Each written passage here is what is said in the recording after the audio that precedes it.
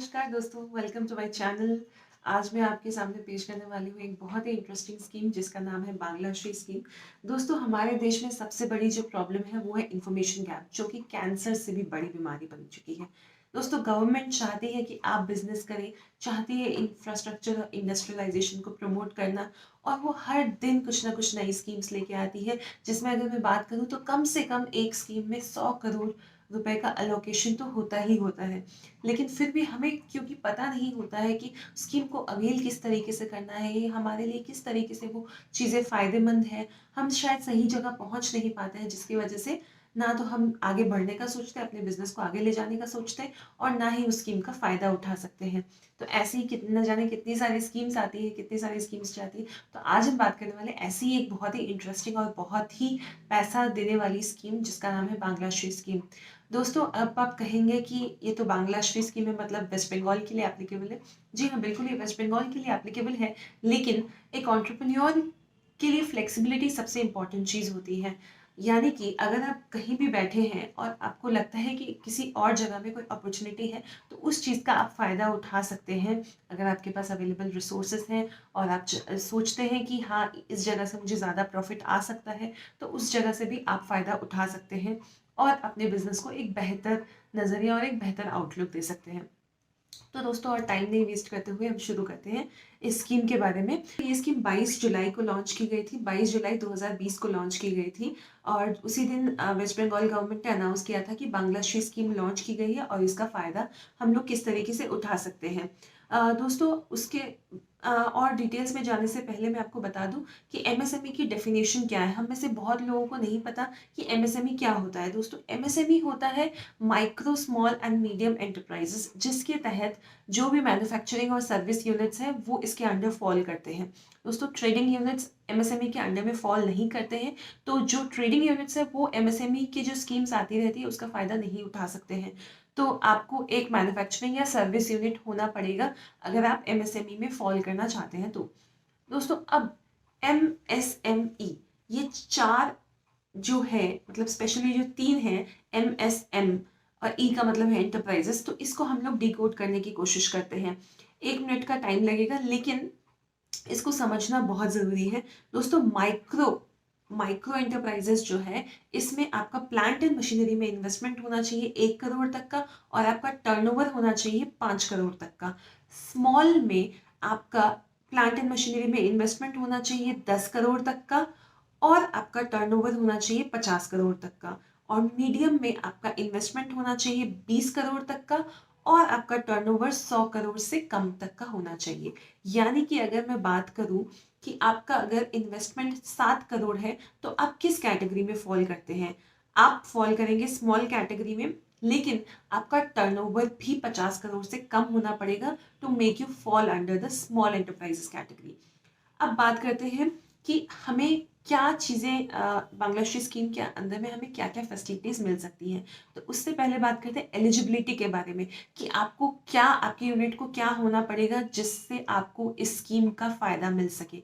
दोस्तों, आपके यूनिट को एक मैन्युफैक्चरिंग यूनिट होना पड़ेगा। सर्विस इंडस्ट्री को इसमें कोई भी बेनिफिट्स नहीं दिया गया है, इस स्कीम में बेनिफिट्स नहीं दिया गया है, लेकिन दूसरे स्कीम्स के अंडर में दिया गया है, जिसके बारे में हम आने वाली वीडियोज़ में बात करेंगे।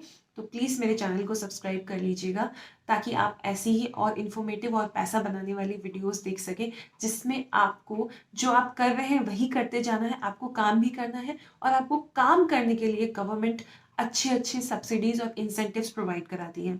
तो दोस्तों, बात करते हैं, आपको एक मैन्युफैक्चरिंग यूनिट होना पड़ेगा, प्लस आपका जो प्रोडक्शन है, आपकी यूनिट का प्रोडक्शन 1/4/2019 के बाद शुरू होना पड़ेगा। यानी कि फर्स्ट आपको एक मैन्युफैक्चरिंग यूनिट होना पड़ेगा, सेकंड आपका जो प्रोडक्शन है 1/4/2019 के बाद शुरू होना पड़ेगा। यानी कि मैं अगर 2022 में कोई प्रोडक्शन, अपना मैन्युफैक्चरिंग यूनिट का प्रोडक्शन करती हूँ, तो उसमें भी इसी स्कीम के अंडर में हम फॉल करेंगे। और दोस्तों, बहुत ज़रूरी है डॉक्यूमेंटेशन सही से रखना।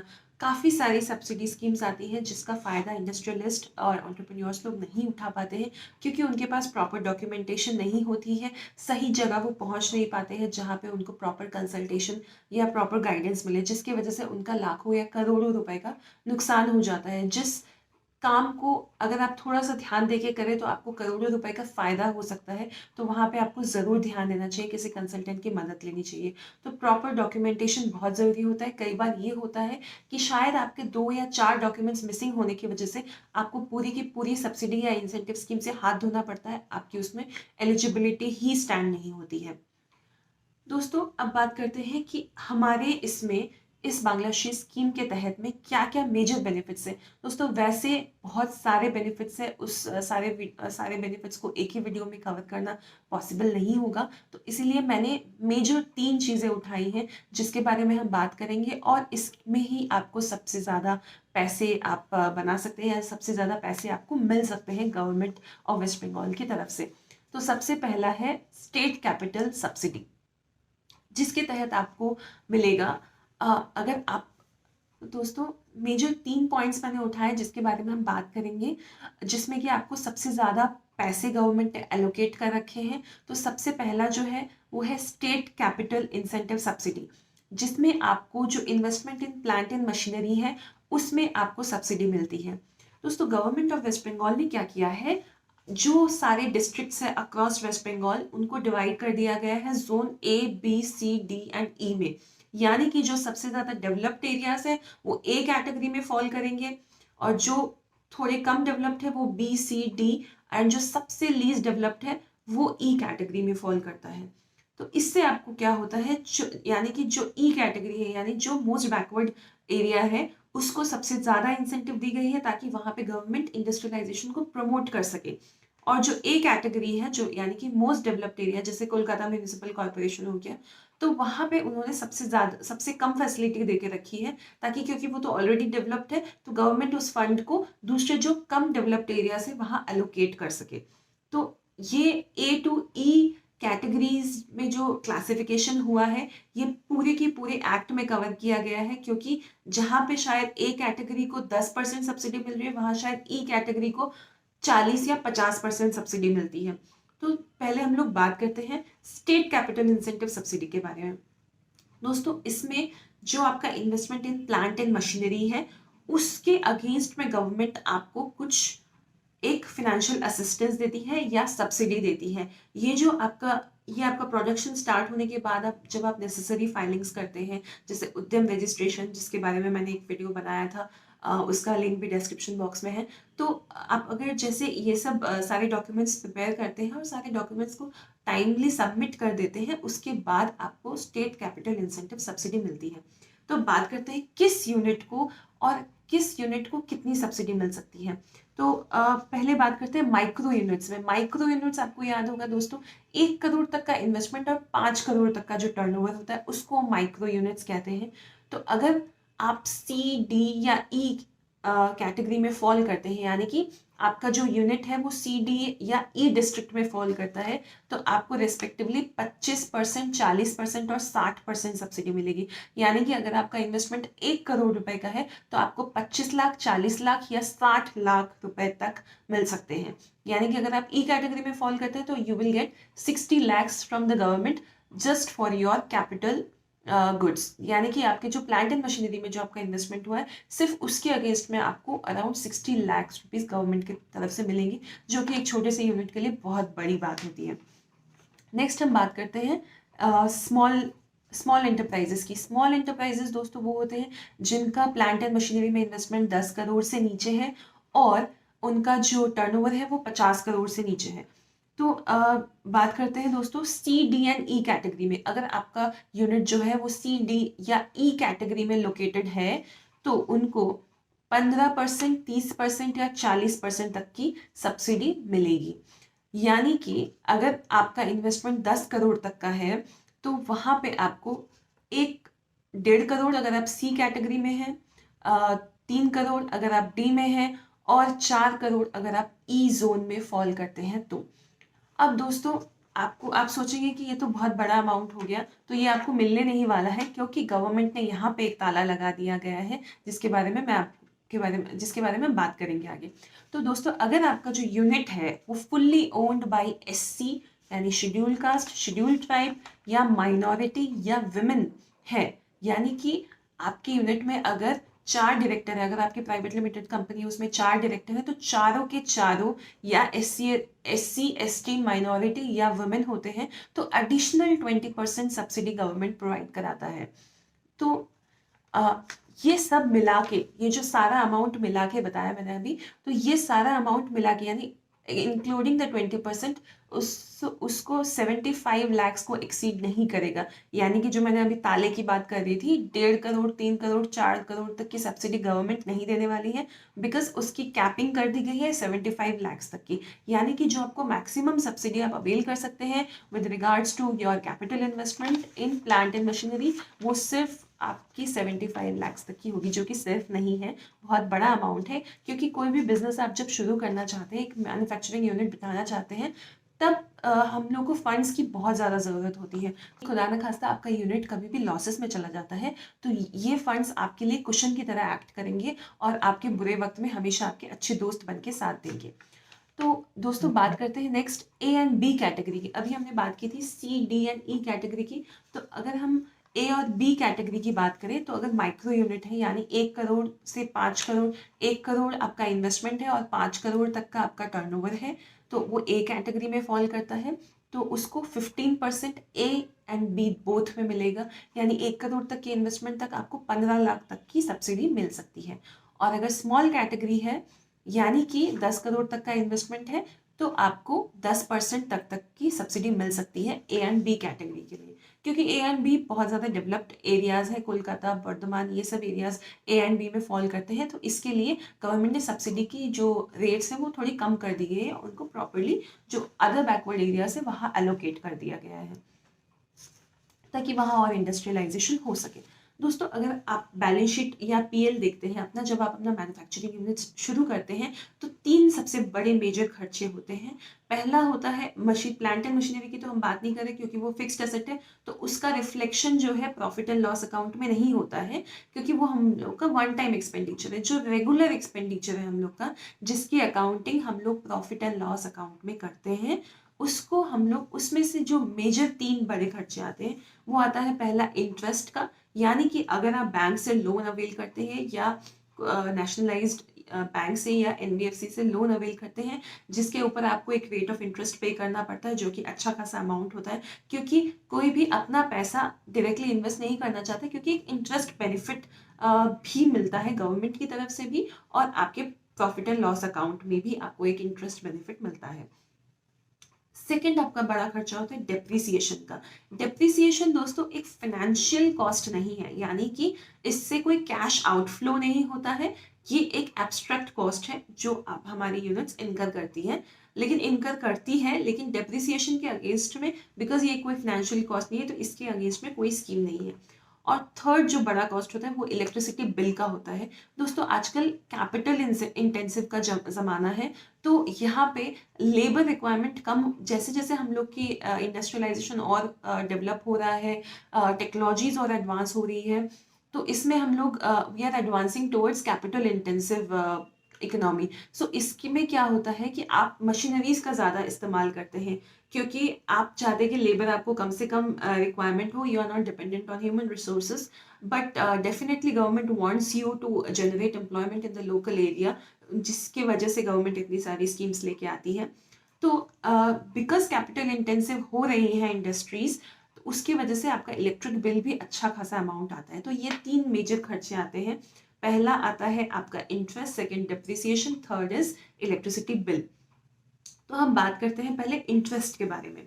इंटरेस्ट के बारे में अगर मैं बात करूं, तो अगर A B C D and E categories में 3 उसको डिवाइड कर दो और माइक्रो यूनिट्स की बात करें, तो ए में आपको 55% जो आपने सालाना पे किया है उसका 55% तक आपको रीइंबर्स करेगी government of West Bengal. B में भी 55%, सी डी एंड ई में 70%। यानी कि अगर आप एक माइक्रो यूनिट है, अगर मैं मान लेती हूँ आपने 2 करोड़ का लोन लिया है, 2 करोड़ के लोन में अगर आपको 10% रेट ऑफ इंटरेस्ट होता है, यानी कि आप 20 लाख तक का इंटरेस्ट अगर साल में देते हैं, तो उसका 55% यानी कि 11 लाख तक का आपको रिइम्बर्समेंट मिलेगा, अगर आप माइक्रो यूनिट है और ए एंड बी में फॉल करते हैं। अगर आप सी डी या ई जोन में फॉल करते हैं, तो आपको 70% यानी 14 लाख तक का रीइंबर्समेंट मिलेगा अगर आपने 20 लाख तक का इंटरेस्ट पे किया है तो। नेक्स्ट बात करते हैं स्मॉल स्मॉल जो एंटरप्राइजेस हैं, यानी कि जिनका इन्वेस्टमेंट जो है 10 करोड़ से नीचे है और जिनका टर्नओवर जो है 50 करोड़ से नीचे है। उनके केसेस में भी सेम रेट है, यानी कि ए एंड बी में 55%।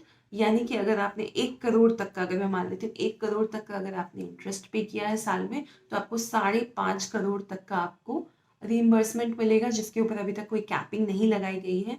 और सी डी एंड ई में है तो आपको 7 करोड़ तक का, यानी अगर आप 1 करोड़ तक का इंटरेस्ट पे करते हैं तो 55 लाख तक का for A and B, and C D and E के लिए आपको एक 70 लाख रुपए तक का रीइंबर्समेंट मिलेगा, तो जो कि बहुत बड़े अमाउंट है। और मीडियम स्केल के लिए अभी तक कोई भी जैसे स्टेट कैपिटल इंसेंटिव की बात की तो मीडियम इंडस्ट्रीज के लिए कोई भी इंसेंटिव नहीं था वहां पे, लेकिन यहाँ पे इंटरेस्ट की बात करते हैं तो मीडियम इंडस्ट्रीज के लिए भी उन्होंने 25-25% का सिर्फ C D and E areas में उन्होंने एलोकेट किया है, लेकिन उसमें कैप लगा दी गई है, it has to be maximum of 175 lakh, यानी कि 175 लाख पर ईयर 175 लाख, यानी 1 करोड़ 75 लाख के ऊपर वो लोग इंटरेस्ट सब्सिडी क्लेम नहीं कर सकते हैं। तो दोस्तों ये बात हो गई हमारे इंटरेस्ट सब्सिडी की। इंटरेस्ट के बाद जो सबसे बड़ा मेजर खर्चा होता है, जैसे हमने बात की, वो होता है पावर का, यानी इलेक्ट्रिसिटी कंजम्पशन का। तो अगर मैं इलेक्ट्रिसिटी कंजम्पशन की बात करूं, यानी जो वेस्ट बंगाल में मेजर इलेक्ट्रिसिटी सप्लाइंग अथॉरिटी है WBSEDCL, जो कि एक गवर्नमेंट कंपनी है, तो इसकी अगर बात करें हम, तो अगर माइक्रो यूनिट की बात करें तो ए एंड बी में 1 रुपया पर किलोवाट आवर उनको मिलेगा। जो हम लोग का इलेक्ट्रिसिटी कंजम्पशन होता है वो गवर्नमेंट बोलती है आप किलोवाट आवर में मेजर कीजिए। आपके इलेक्ट्रिक बिल में लिखा रहता है KVA एंड KWH दोनों में लिखा रहता है, लेकिन जो KWH है यानी किलोवाट आवर है उसी को हमें कंसिडर करना है। यानी कि अगर आपका महीने में, अगर आपका साल में 1 लाख यूनिट कंजम्पशन होता है, तो अगर आप ए एंड बी कैटेगरी में है, माइक्रो यूनिट है, तो आपको 1 लाख तक का रिइंबर्समेंट मिलेगा, यानी 1 रुपया प्रति यूनिट आपको मिलेगा, प्रति यूनिट किलोवाट आवर। नेक्स्ट अगर आप सी डी एंड ई में है तो आपको 1.5 रुपया प्रति किलोवाट आवर मिलेगा, यानी अगर 1 लाख यूनिट कंजम्पशन हुआ है तो आपको 1.5 लाख रुपए तक मिलेंगे। अगर आप स्मॉल कैटेगरी में बिलोंग करते हैं तो भी आपका सेम रहेगा, और मीडियम में बिलोंग करते हैं तो भी आपका सेम रहेगा। दोस्तों इंटरेस्ट और पावर दोनों सब्सिडीज 5 साल तक आपको गवर्नमेंट प्रोवाइड कराती है, यानी जिस दिन से आपका प्रोडक्शन स्टार्ट हुआ, पावर सब्सिडी आपको जिस दिन से आपका प्रोडक्शन स्टार्ट हुआ उस दिन से 5 साल तक मिलेगी। और इंटरेस्ट सब्सिडी होती है डेट ऑफ फर्स्ट डिस्बर्समेंट से, यानी डेट ऑफ फर्स्ट डिस्बर्समेंट से आपको 5 साल तक आपको इंटरेस्ट सब्सिडी गवर्नमेंट प्रोवाइड कराती है। पावर सब्सिडी के कैप के बारे में अगर बात करें तो माइक्रो के लिए 10 लाख मैक्सिमम सब्सिडी एलोकेट की है गवर्नमेंट ने पर ईयर, यानी पर ईयर आपको 10 लाख तक ही मिल सकते हैं। स्मॉल के लिए 20 लाख और मीडियम के लिए 30 लाख। दोस्तों ओवरऑल अगर मैं बात करूं तो मीडियम इंडस्ट्रीज के लिए अप्रोक्सीमेटली 2 करोड़ रुपए सालाना गवर्नमेंट ने इंसेंटिव दे रखी है, यानी कि अगर मीडियम इंडस्ट्रीज अपना डॉक्यूमेंटेशन, अपना काम सब कुछ सही तरीके से मेंटेन करते हैं तो उनको 2 करोड़ पर ईयर तक की इंसेंटिव मिल सकती है। और स्मॉल इंडस्ट्रीज की बात करें तो 20 लाख तो पहले ही हो गए, उसके बाद आपको 75 लाख प्लस आपको अराउंड 1 करोड़ तक का, यानी अगर सब मिला के बात करूं तो 5 से 6 करोड़ तक का आपको स्मॉल इंडस्ट्रीज के लिए, और 2 से 5 करोड़ तक का आपको माइक्रो इंडस्ट्रीज के लिए, यानी माइक्रो एंटरप्राइजेस के लिए अराउंड 2 करोड़ तक की सब्सिडी, स्मॉल के लिए 2 से 5 करोड़ तक की सब्सिडी, मीडियम के लिए अप्रोक्सीमेटली आपकी 2 करोड़ पर ईयर की सब्सिडी आपको मिल सकती है। तो दोस्तों ये बहुत ही बड़ी स्कीम है, बांग्लाश्री स्कीम कोई छोटी स्कीम नहीं है। इतनी बड़ी स्कीम लॉन्च की गई है, इतना सारा फंड्स एलोकेट किया गया है, तो आई उम्मीद है कि आपको वीडियो पसंद आया होगा। और मैं उम्मीद करती हूँ कि आप इस सब्सिडी स्कीम का मैक्सिमम से मैक्सिमम फ़ायदा उठाएंगे। और आपको इससे रिलेटेड अगर कोई भी क्वेरी है तो आप मुझे नीचे दिए गए गूगल फॉर्म्स के माध्यम से कॉन्टैक्ट कर सकते हैं। Wish you all the best. Thank you so much.